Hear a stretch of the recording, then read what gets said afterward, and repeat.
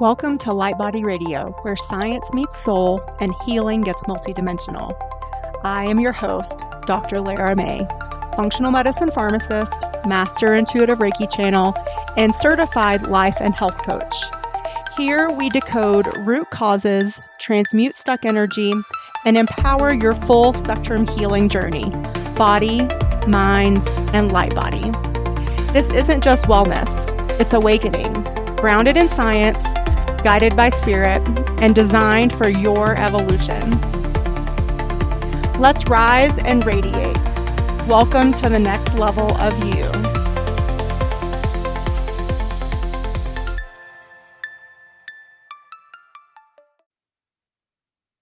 Hello and welcome to Light Body Radio. I am your host, Dr. Lara May, and today we have with us Heather, the hygienist. Heather has been a certified biological dental hygienist and a certified registered dental hygienist and an orofacial myofunctional therapist for 30 years, with 30 years experience in the field. She grew up on farms in Minnesota and Wisconsin, but moved to Florida in the 80s. Her parents were hippies and loved all things natural, so that's how she started on her path to wellness. And so it was when she decided to pursue after one of her twin daughters had serious health problems, including food allergies. So welcome. I am going to let you tell the audience the rest of your story because I find that's a lot more exciting than me just reading your bio.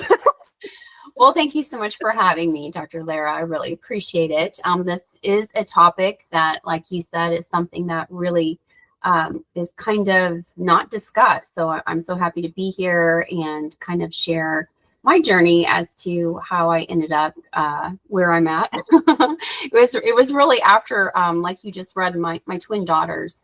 One of my little girls was just extremely allergic to so many different foods, and I had to learn how to read a label.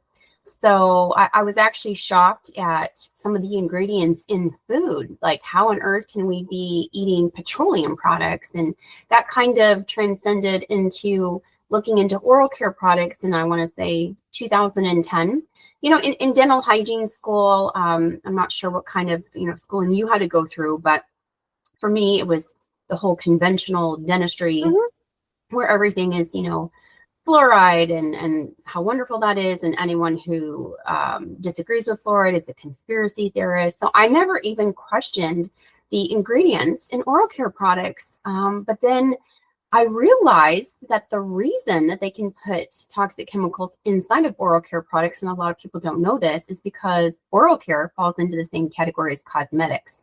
So when you look at some of these ingredients like poloxamer 407, which is an endocrine disruptor, and sodium saccharin is a known carcinogen, and these dyes that they put in there, alcohol even, which disrupts your oral microbiome and has a 27, it's so high, it's 27% alcohol that it can actually cause cancer, cancer of the throat, cancer of the mouth. So I was just really on a journey to find products that I could feel comfortable recommending to my patients. And I went to the health food store. I looked at every single product that they had. And there again, I was actually shocked to see some of these same ingredients in your health food stores. So I really just wanted to create something that was all natural, clean and green, but also safe and effective. So that's how I ended up creating Simply Silver mouthwash. And I've also written a few books, and I'm just passionate about teaching people how true health really starts with the mouth, and that's really not something that should be neglected.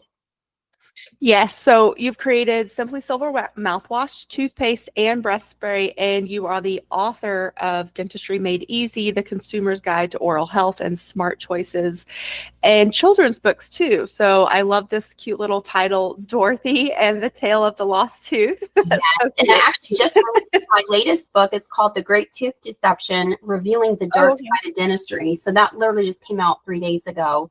Wow, congratulations. Yeah, I'll probably never find another job with that book out on the market, but that's okay. I think the tides are turning, so we'll definitely throw a link to all of your products and especially the new book on our show notes page. So don't worry.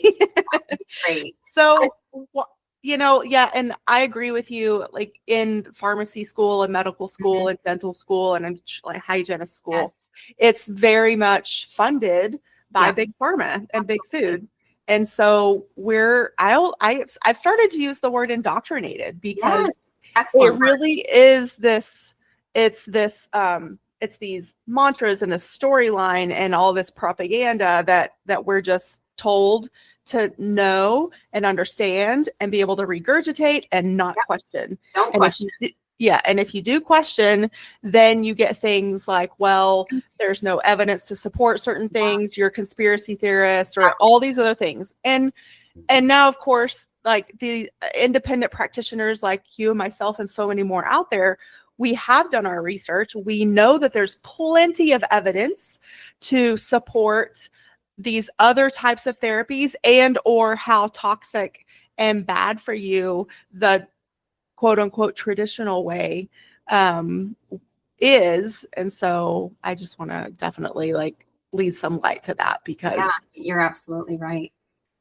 yeah. So let's get into the nitty gritty of let's start with the oral system and Mhm. our health connection. So let's just start with the basic biology for people to understand because I don't think people really think about the mouth as being No, number one, like the first, well, your teeth really being the first step to your digestive tract. So absolutely. Yeah, so exactly. I'll let you go from there, but Well, and that's the thing. I feel like there is this huge chasm between just regular medicine and dentistry, whereas the mouth is like some sort of a separate compartment. But you have one tube. It starts in your mouth and it goes all the way out to you. So digestion, everything starts right here. Your teeth are actually organs. They are linked to organs. So, there's meridian charts. I'm sure you are extremely familiar with that, how if there is sometimes a correlation with a health issue to the teeth, especially, with root canals and mercury fillings and all of these things. So the mouth is really it's a mini immune system. So you have 800 different bacteria, both good and bad, called your oral microbiome. And pretty much everything on the commercial market disrupts that. And it actually makes everything worse. It creates dysbiosis of the mouth instead of really increasing the immunity. Because again, we have to think of our body as everything is connected and not separate. So underneath your tongue is the most vascular part of your whole body. That's why nitroglycerin tablets work. If you're a heart patient, you stick that nitroglycerin tablet underneath your tongue. It bypasses your GI tract and goes directly to your heart. Well, guess what? So does that bacteria in your mouth. It can clog arteries.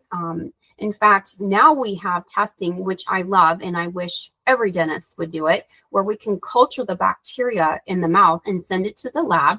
And then the lab shows us the report out of the 11 bacteria that cause gum disease. If someone has 1, 2, or all 11, so we know how to treat it, because the root cause of disease, whether it be dental decay, which is the #1 disease in the world, or periodontal disease, the root cause is rarely ever addressed. And so people will, continue to go down this path until they end up having to amputate all their teeth, because maybe they did go to the dentist. Maybe, 100 million Americans don't go to the dentist every year, nor do they brush their teeth twice a day. But, you have this, unfortunately, this pattern of tooth loss. And it, if you end up in dentures, your lifespan actually decreases by 10 years. That's pretty significant.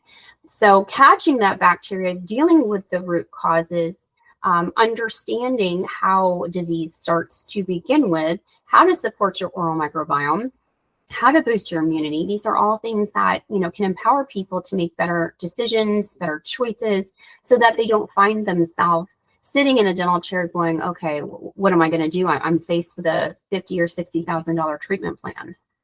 Oh, for sure. And and you alluded to it a little bit, but when you said, if you end up in dentures, your lifespan is decreased by 10 years, which, wow, I don't think even in pharmacy school we heard that. Like, we hear about the statistic, like once you break your hip, after a certain age, then your lifespan decreases by 50%, and or your life expectancy is usually about 10 years after that, depending on how old you are. But yeah, the dentures thing, like, I've never heard that before. That's crazy. And two, like, let's get specific with the conditions that it can lead to: heart disease, diabetes, autoimmune disorders, which our country is riddled with right now. Absolutely. And then the other thing too that I don't think people realize, like, it can lead to, like, not only infections in your mouth, obviously, but systemic infections. So sepsis, which is, a systemic infection, usually manifesting as a bacteremia, so it's in the blood. But even as severe as endocarditis, which is an infection of the heart, which is so dangerous and requires at least 6 to 8 weeks of infusion IV antibiotics. That's right. So, and what I meant to mention as well with that bacteria culture is we're able to catch certain things preventatively before they manifest, such as Alzheimer's, such as pancreatic cancer, colorectal cancer, diabetes. All of these things actually show on the screening that we do with testing the saliva. So I always encourage patients, take this to your primary care doctor, because this is important information. And the test, it's $229, but don't you want to know if you have the precursor to pancreatic cancer and Alzheimer's?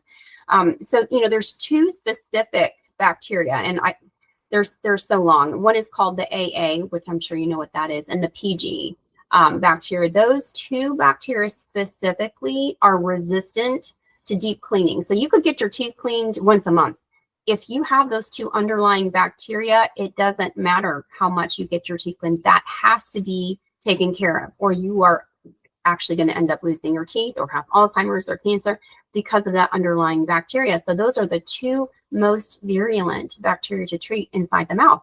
And if you think about it, if we have, say, a cut, right, Dr. Lara, on our arm, and it doesn't get treated, like you said, sepsis, something, you could die, right? Mm-hmm. But for some reason, we don't think about the mouth as being like, oh, it's no big deal. So I've got pus in my gums or 7-8 millimeter pockets. That's no big deal. It's a disease. So if you have a disease in your mouth, you have systemic disease. So, that's why I'm so about prevention. Neglect is expensive, but if you can prevent the disease, if you can prevent your bone from rotting, that is so important. But I think people honestly wait until they feel a problem, which is a huge mistake in dentistry. You're never going to feel a cavity when it's in the enamel because your enamel has no feeling. Now, when it hits the nerve, then you're going to know that you have a problem. Now you're faced with, a major decision as far as what you want to do. And of course, mainstream dentistry is going to tell you need a root canal and a crown, which I would never recommend that. Or, with gum disease, you don't feel your bone rotting because your bone has no nerves, but the signs and symptoms are there. Bleeding, either when you brush or floss, sometimes a bad taste or odor in your mouth. But, people will tell me, well, my gums have always bled. That might be common, but that is not normal. Your gums should never bleed, either when you brush or floss properly. So, you have to take care of yourself. You can't expect to not go to the dentist for years, not brush your teeth, not floss, and think that you're going to be healthy. I mean, that doesn't even compute. But so many times, even when I would do demonstrations inside of health food stores, these people come in and you can tell they're really into health and fitness. And then I would ask them, so what oral care products do you use? And it's your commercial stuff. And I'm like, why are you using that? So just trying to get people to understand that, hey, if you really want to start being healthy, you need to throw out your commercial products and you need to really start taking care of your mouth. So hopefully people will take that away from listening today. I hope so, because I feel like we're definitely throwing out some zingers there.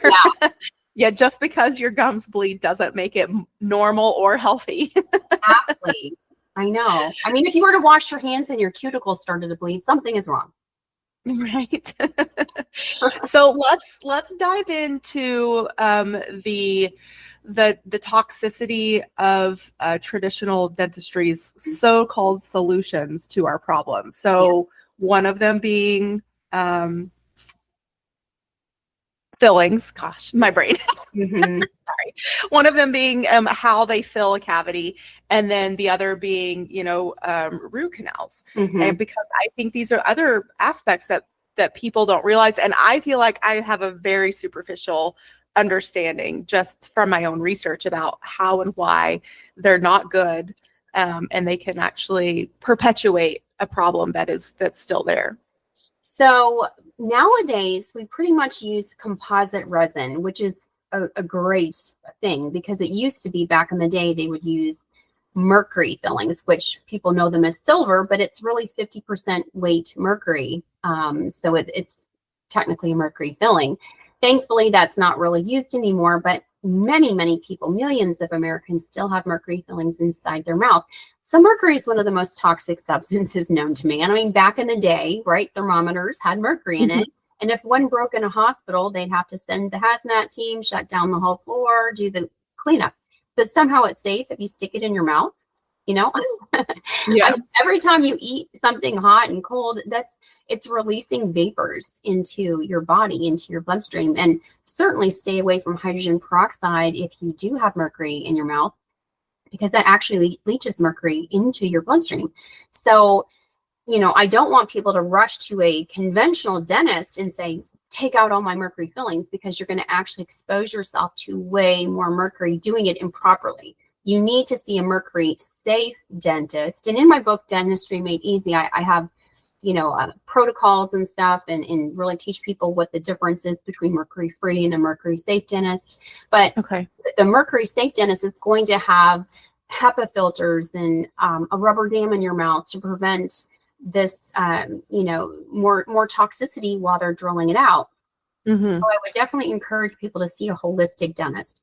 Also, a biomimetic dentist is going to only remove the bad tooth, like the bad part of the tooth. In conventional dentistry, especially back in the day, they took too much of the tooth structure and made these big old fillings. And as time went on, they realized, that wasn't such a great idea. That weakened the tooth structure. The tooth breaks, then they end up needing a crown, and it's just like a whole Pandora's box. So I do like biomimetic dentistry, because they really use materials that are very similar to your tooth and only remove what needs to be removed instead of healthy tooth structure. So, and again, this isn't something that's going to be covered by dental insurance, but I want people to stop thinking of dental insurance as the end all be all, because dental insurance has not increased its benefits since the 1980s, but the cost of dentistry has skyrocketed. So, back then you might have been able to get quite a bit of work done for $1,500 or $2,000, but nowadays one crown is $2,000. So that's why it can really escalate. That's why I said an easy $50,000 to $60,000 treatment plan, because I see it happen every day, and people just have no clue the cost of neglect. It's like having a vehicle and never taking it in to get an oil change or putting oil in it. You're going to blow the engine, and that's an extremely expensive repair that, had you done your maintenance on your vehicle, you wouldn't be in that position.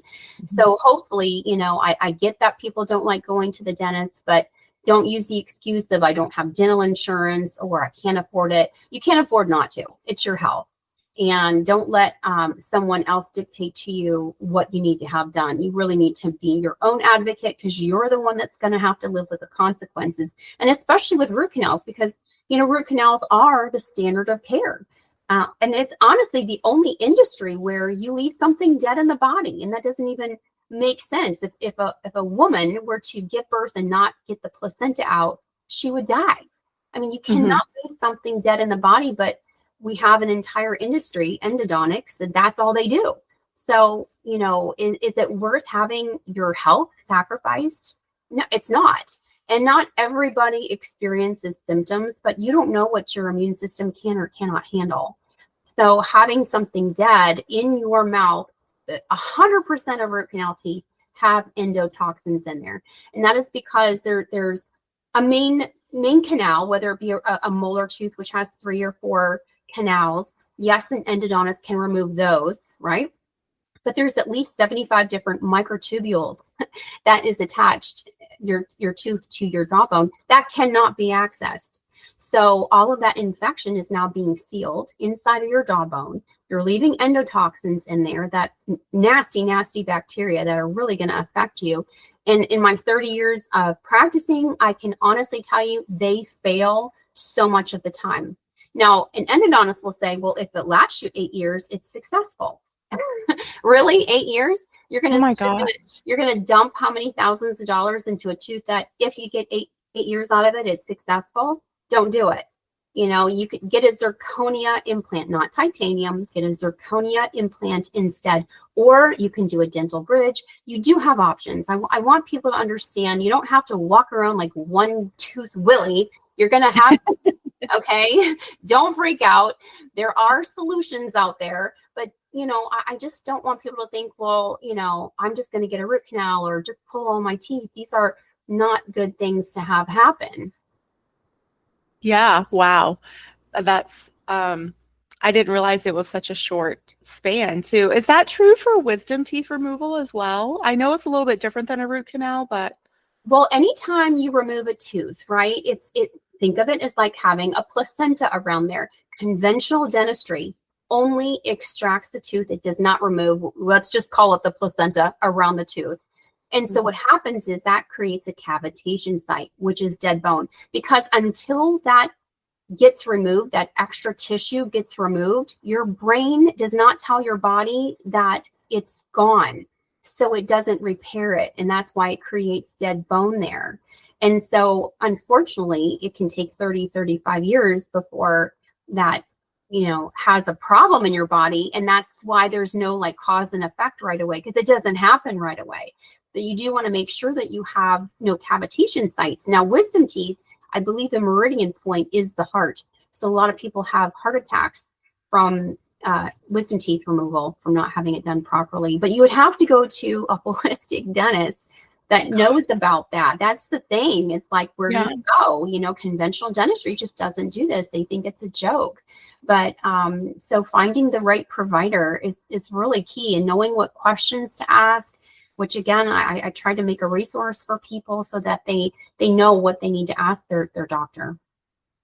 And I'm just going to stay on this wisdom tooth thing for a minute, because I mean, I think so many people, almost everyone I know, had their wisdom teeth removed at one point. It almost became like the new tonsil surgery. I mean, I feel like to just, you know, take them out, it's no big deal. So are there signs and symptoms? Like, I mean, they heal normally. You didn't have any cavitations when they were healing, and you haven't had any problems since. Is there any way to like know if you're having an issue? You know, honestly, other than like systemic inflammation that you can't figure out what's coming from anywhere else? I would suggest getting a cone beam of the area to make sure that there isn't a cavitation site. Sometimes there's not. I mean, the body is an amazing thing.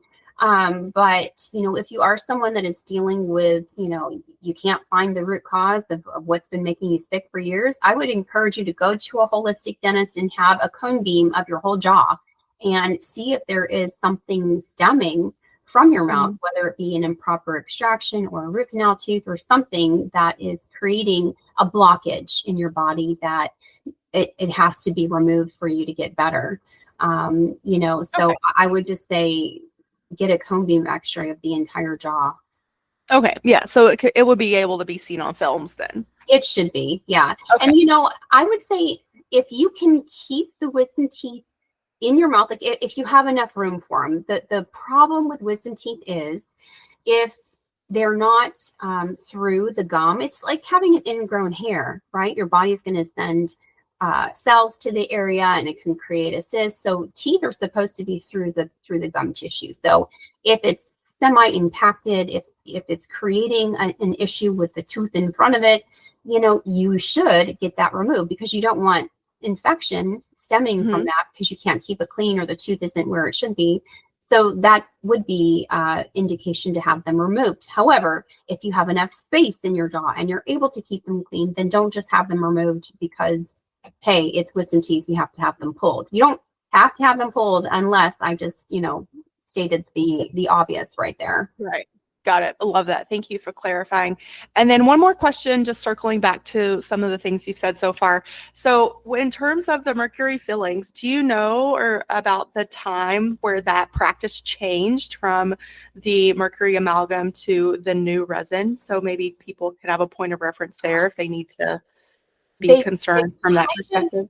Pretty much, well, I know Europe doesn't allow it anymore. The thing is, and I hate to say this, but with our Medicaid system, because of how cheap it is, a lot of times they will still put them in our young children. Sadly, oh my God, it's cheaper. Yeah, I know it's all about cost and everything like that. So, but typically we don't use mercury anymore unless it's like in Medicaid or some other low income areas. But I hope they do completely phase it out because it's a huge polluter of our environment. There's that as well, what it's doing to our environment. So, but I would say they really started to phase that out more kind of in the 90s. I'd say the early 90s. Okay. But so if you look in your mouth and you see anything silver looking, is that most likely the mercury amalgam? Mercury, yes. Okay. If it's silver, it's mercury.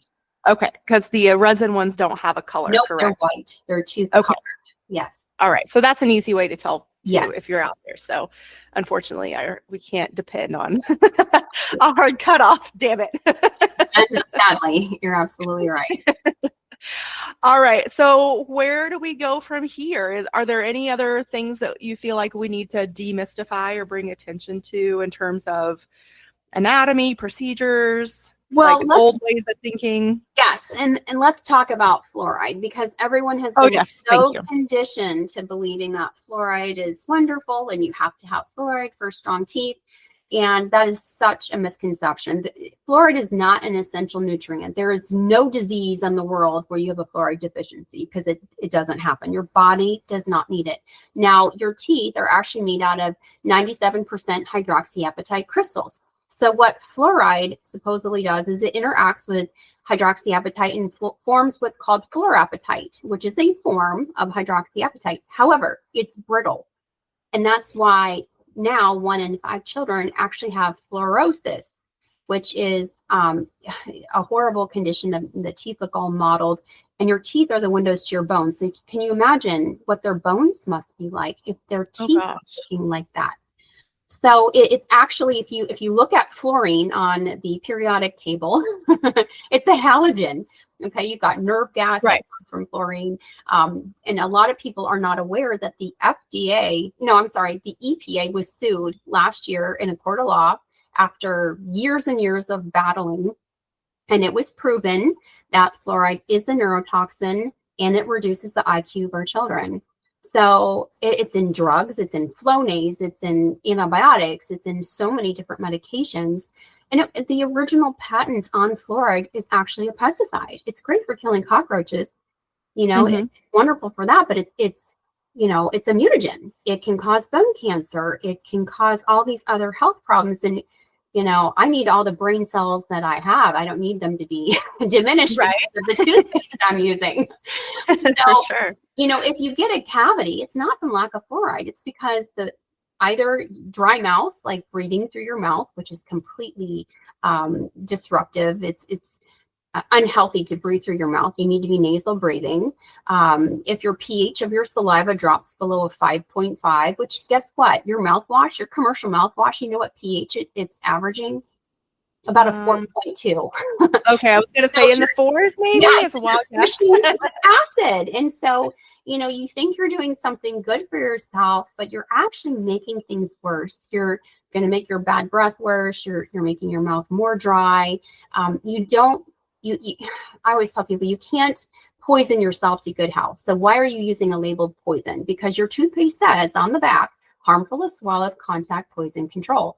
So you don't need poison to get healthy teeth. Use something bioidentical to your body, and that is nanohydroxyapatite. And I know a lot of people are like, oh, well, that'll cross the blood-brain barrier. Well, it does. Yeah, your teeth, because they contain nanohydroxyapatite, are already crossing the blood-brain barrier, so you're fine.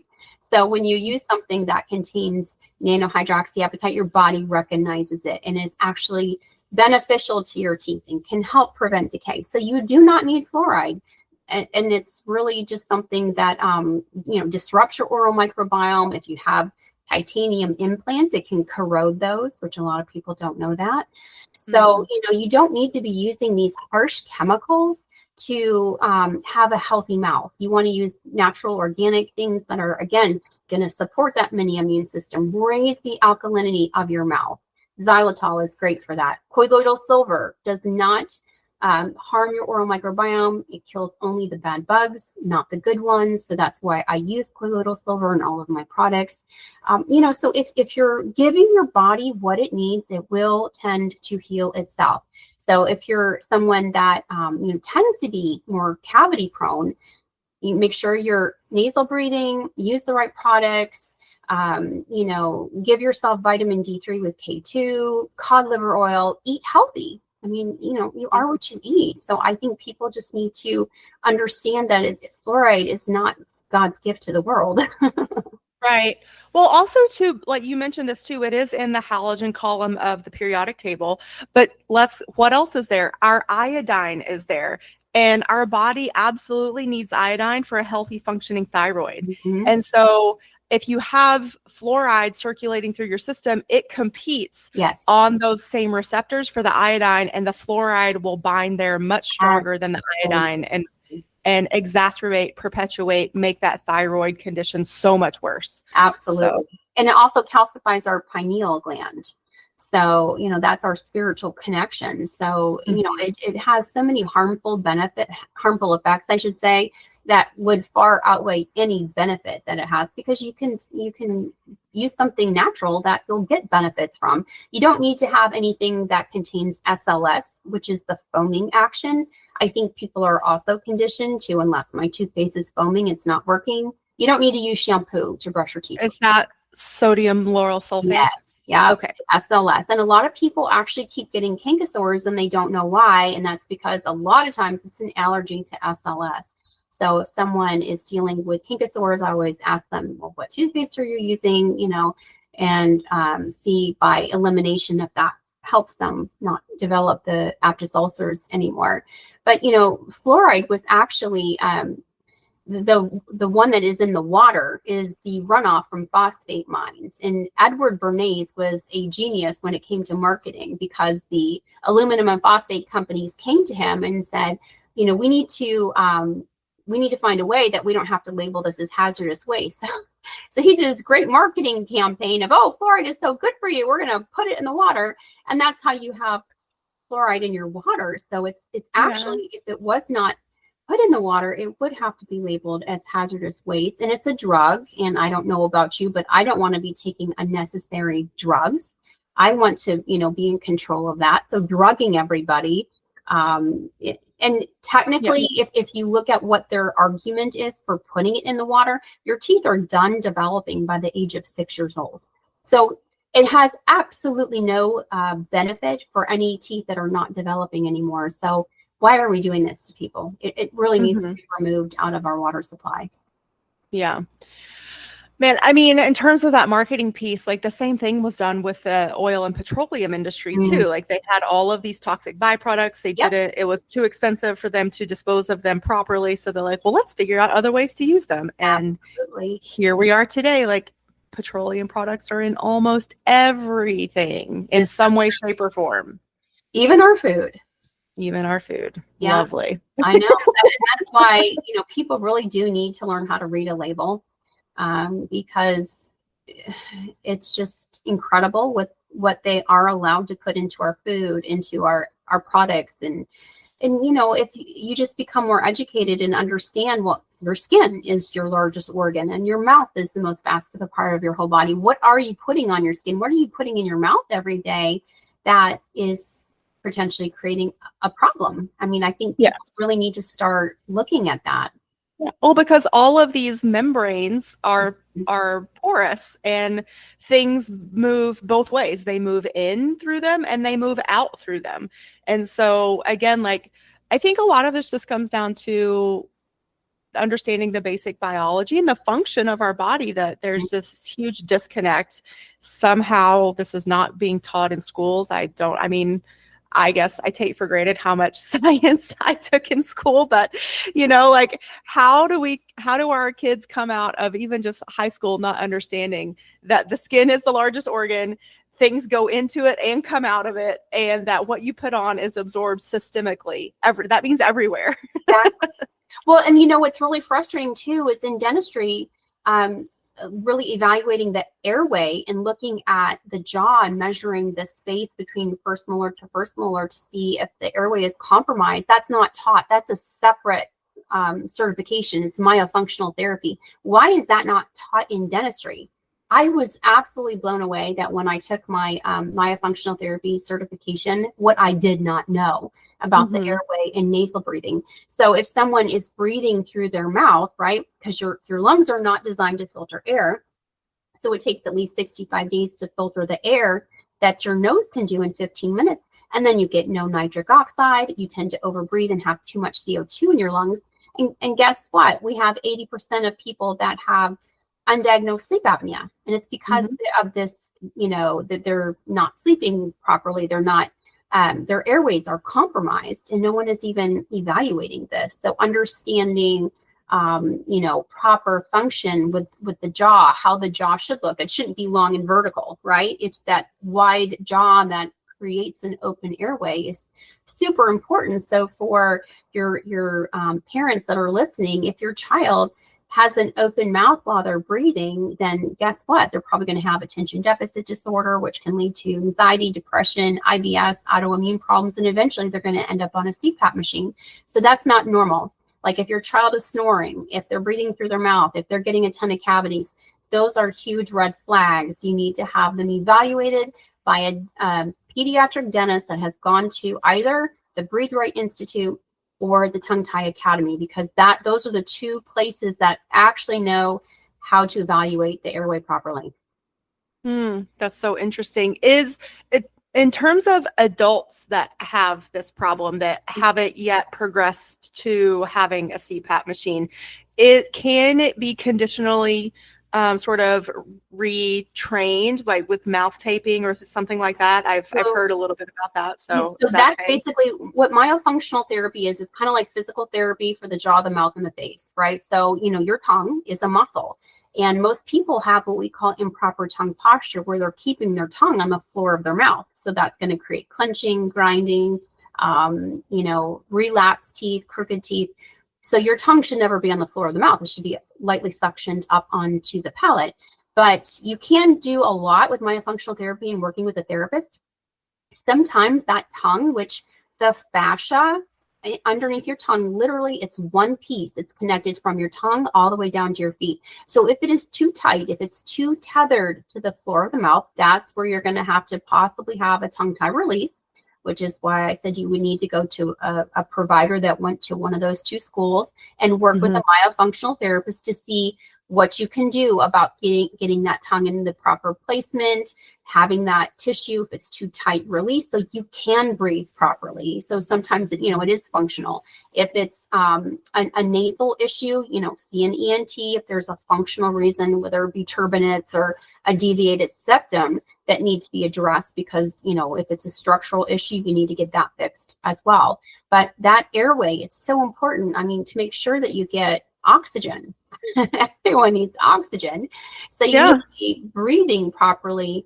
And a lot of times too, when I tell people take a deep breath for me, their shoulders go up. Your shoulders should not go up. That's chest breathing. Your diaphragm needs to go out. That's proper breathing, and we don't want to be breathing through our mouth. So someone who is a mouth breather and says, "Oh, I saw this thing on TikTok, I'm going to get some mouth tape," and they put the tape on, after 5 minutes they yank it off because they feel that they can't breathe. And that's because they're over breathing. They don't have the right, tools. They need to really have some therapy, and you just can't start right off the bat with mouth tape. So you kind of have to agreed.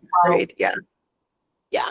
Well, thank you for clarifying that too. Yeah, and it's so interesting. In terms of, I'm just thinking about to my education, and when we talk about sleep apnea, that, of course, the CPAP is the go-to solution for that. We don't teach people about proper breathing or, or send them to a proper specialist to get evaluated for these other things, but it's also so much associated with obesity. And so it's either advanced age or obesity.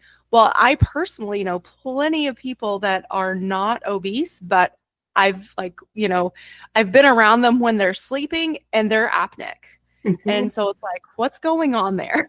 What's funny, Dr. Lara, is a lot of women, especially, may not have apnea, but have something called UARS, which is upper airway resistance syndrome. So they would need a special test called a polysomnogram. A polysomnogram is going to show if there's a resistance while they're sleeping, because so many women, I talk to them and they never feel rested in the morning. They wake up a million times at night.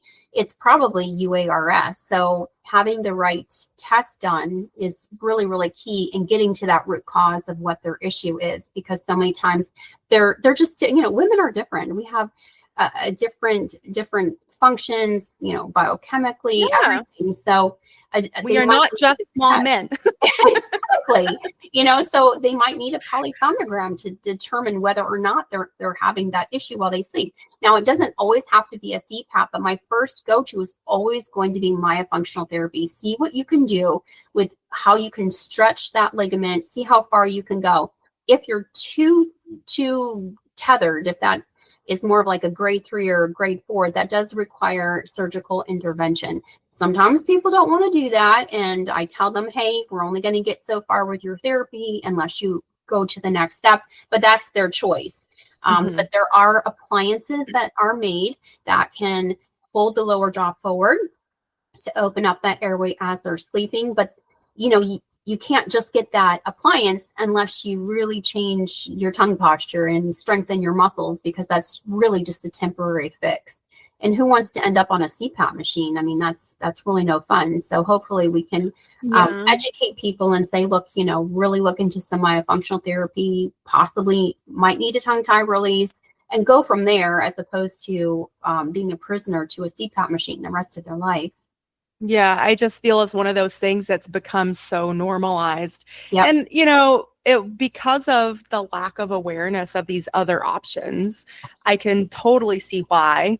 But yeah, and the other option is, if you're not getting the proper amount of oxygen when you're sleeping, your brain cells are dying. Like, this is nothing, again, it's nothing to sneeze at. Exactly. The consequences are earlier onset dementia of some form, or Alzheimer's if you're, genetically predisposed. And again, we talk about lifespan. And so as soon as that cognitive decline starts happening, your lifespan follows with, in terms of shortening. So it's a big deal, guys. So please pay attention to and take it seriously and do the investigation, figure out what's best for you. We're not here to tell you, what to do and what not to do per se, but we definitely are here to try to give you all the options and the healthiest ones if we can. Absolutely. I'm always a big proponent of telling people, hey, don't even listen to me. Go and do your own research, because I really want people to feel comfortable with whatever decision that they've made. Because like I said, it's your body. You're the one that has to live with the consequences. So, but be informed. Don't just do something blindly because, my dentist told me I needed this. Do your research on it first. And like I said, so many times oh gosh, I'd be such a wealthy woman if I had $1 for every time I've heard some of these things. But hopefully people will really start to wake up and take their oral health more seriously. And it's not just your teeth. I mean, yes, we can amputate, we can make prosthetic limbs, but is it ever the same? It's not. You don't talk the same, you don't look the same, and especially women. I mean, it really just ages you so much. So, we don't want to just be doing that. We want to keep what you have as much as possible. And I get it. Sometimes there are cases where, you're gonna lose some. Maybe they're root canal teeth, and you're at that point where you're ready to make that next step and have those removed, and maybe look at some zirconia implants, hopefully. But I really hope people will make that next step and go to the dentist if they haven't been in a long time. Yeah. Watch my videos on how to do things properly, because, people will say, oh, I floss. And then I hand them a piece of floss and they don't know what the heck they're doing because they think using those little cheaters are doing the job. And this is how I describe it. Plaque is part of our saliva, right? Our teeth poop. Every single day, your teeth poop. They're excreting, right? So brushing gets off 60% of that poop, but the rest is in the toilet bowl, and that is the space between your tooth and your gum. So those little cheater flosses do not clean out the bowl, okay? They clean maybe 1 to 2 millimeters in between the teeth, but they do not go down to the base of the bowl, which is why you need to be using manual floss, which will only go down to 4 millimeters, and you need to do it properly. But if you have gum disease, you really have to get a water pick because that's really the only way to access pockets that are deeper than 4. So if you have active infection in your mouth, and we take a little ruler and we're measuring that space, that toilet bowl there, it should be a 1, 2, or a 3. 4 is like gingivitis. 5 is the beginning of periodontal disease. 6 is 7, 8. Those are all really bad. So we want to close that space. We don't want bacteria breeding in that bowl. We want nice, tight, healthy tissue. That's why we don't want bleeding. So, using proper manual floss, using a good electric toothbrush, those are all very, very important things. And the first thing that people should do, because your teeth do poop, is in the morning, as soon as you wake up, go and scrape your tongue and brush your teeth before you do anything else. And I know people have been conditioned to brush their teeth after they eat, but don't do that because your teeth are actually trying to remineralize after you eat. So for the first 30 minutes, you want to wait and let your saliva do its job. Then you can brush your teeth, but don't disrupt that remineralization process. You'll make your teeth more soft and weak by interfering. Okay, that's good to know. I didn't, one more thing I learned today. Yay. So I do actually have a question before we're sort of getting near to the end, but not quite yet. So I'm going to ask, what about oil pulling? Because I love it. Yeah. Okay, good. It's an Ayurvedic thing that's been around for centuries. And I actually have the only toothpaste on the market that also doubles as an oil pull because the main ingredient in my toothpaste is coconut oil, which is the best oil to use. So what the oil pulling does is it pulls the toxins from your whole mouth. It does take about 15 minutes, sometimes 20, between 15 and 20 minutes to really get those toxins worked out. And you do not swallow that. You have to spit that out because that's got all kinds of bacteria in there. So you kind of pull it through your teeth. And the great thing with coconut oil is that it's naturally anti-inflammatory. It naturally whitens your teeth. It's just a really great oil to use to help, kill that bad bacteria. And again, helps the oral microbiome stay balanced. So I do love oil pulling, even if you do it just 2 to 3 times a week. It's not something that you necessarily have to do every single day, but it is just another good thing to have in your toolkit as far as, supporting your oral health. I tell people keep your floss in the shower. So hopefully it's not out of sight, out of mind. You can, I'm basically asking for maybe 6 minutes a day. 2 minutes to brush properly with an electric toothbrush, a minute to floss. It's not a lot of time that it takes to have good oral health, but it's something you have to make a priority. Yeah, so I do oil pull, and so what I do is I'll put a little bit in and then start swishing, and then I'll go do I'll make the dog foods, for the day, or whatever, something that I know that's going to take me about 10 to 15 minutes. Yep. And just also for people out there, you don't need a lot to start with because your own saliva will sort of fill in with volume, and so by the time you're done, you have a full mouth of squish to spit out. So true. Exactly. A little goes a long way. Yeah. When I first started, I would start with what I normally would for a mouthwash. And then finally I'm like, oh my gosh, this is too much. So I sort of had to by default learn that a little goes a long way. So. Very true. Yeah. And again, you don't have to buy a fancy oil pulling thing from the health food store. You can just do it with just a little bit of coconut oil. That's totally fine and just as good. Or use my toothpaste. Or use my toothpaste for sure, which I do love because you're getting that silver in there as well. Yeah, and xylitol and nanohydroxyapatite. So, it's just all the ingredients I use are super expensive, but I've really wanted the high quality stuff because it's just, it's so important to be using raw ingredients. That's the other thing I don't do in my toothpaste is I don't cook it. It's not heated past 117 degrees. So all of the ingredients are considered raw. So, and my toothpaste is also vegan for people that are vegan. Cool. Man, have we not touched on anything else that you feel like we need to bring some attention and light to? I think we have pretty much hit all of the main ones. I know people can feel a little overwhelmed, but I always try and tell them just make one small change at a time.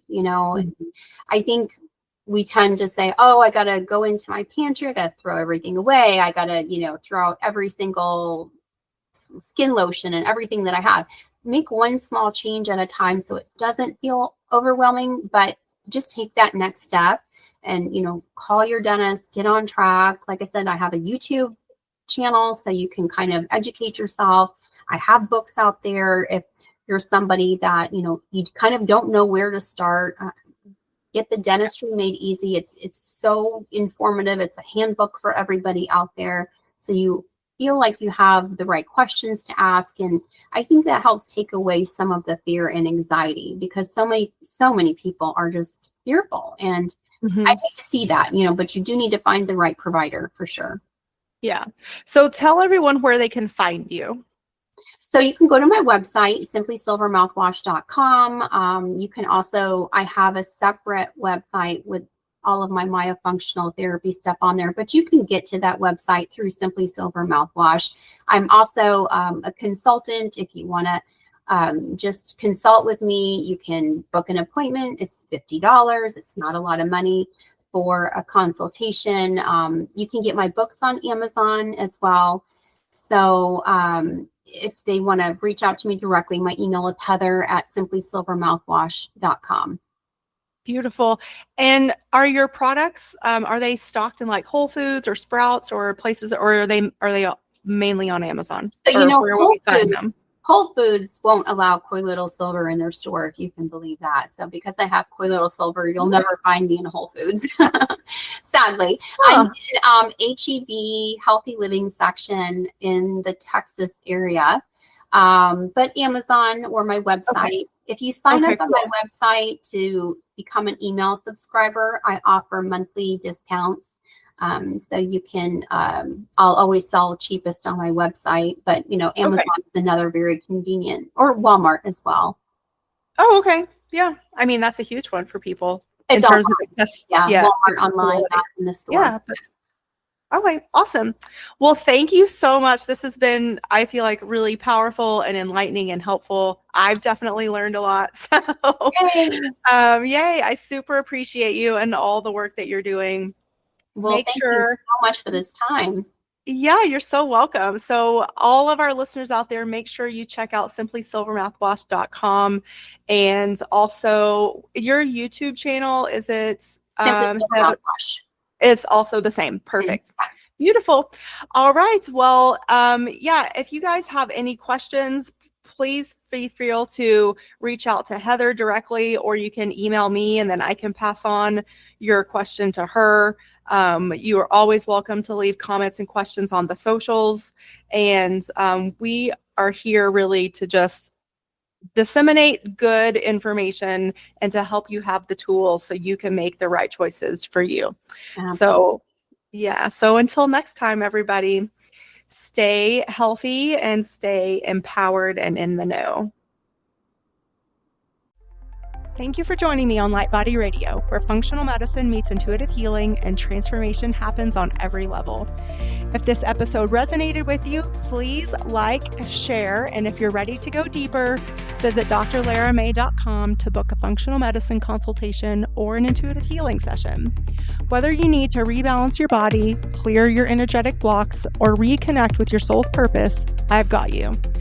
You can also follow me on Instagram or TikTok at Dr. Lara May for daily inspiration, energy updates, and healing tools.